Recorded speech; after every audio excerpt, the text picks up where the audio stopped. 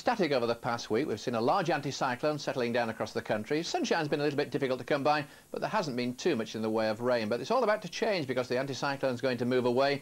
And instead of that, more mobility coming in from the Atlantic. Initially a westerly wind, a pretty strong westerly wind, mind you, and then a strong to gale north to northwesterly developing right the way across the country. So a pretty fierce wind at times, especially around the mountain tops of Scotland, where there'll be fairly frequent snow showers as the week goes on, and fairly blustery showers feeding right the way south as well as time goes by.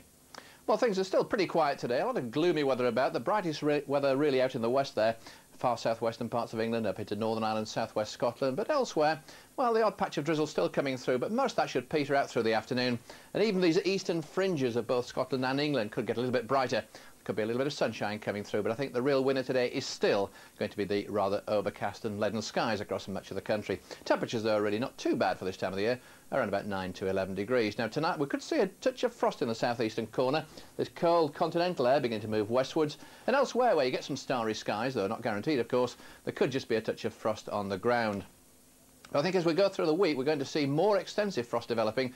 The sting here, the picture here, shows rather extensive blue developing overnight during Wednesday, Thursday in particular. So it is going to get colder by night, although the winds are still going to be pretty strong, so you need to be in the shelter of that wind.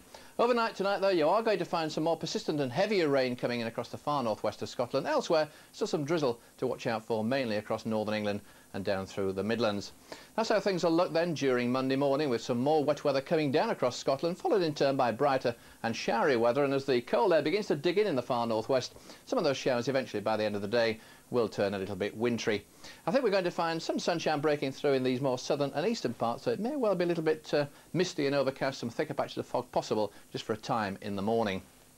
Now, something of a complication around this anticyclone for Tuesday and Wednesday. This system coming in from the Atlantic may well just pep up the rain across Ireland and then southwest England, parts of Wales too, as we go through Tuesday into Wednesday. And certainly first thing on Tuesday morning, rather a gloomy start in the south here with outbreaks of rain. And with that cold air from the continent not far away, there could be some sleet for a time up on the Chilterns, but then it'll brighten up nicely. There'll be some rain across in Ireland, through Wales and the West Country for a time.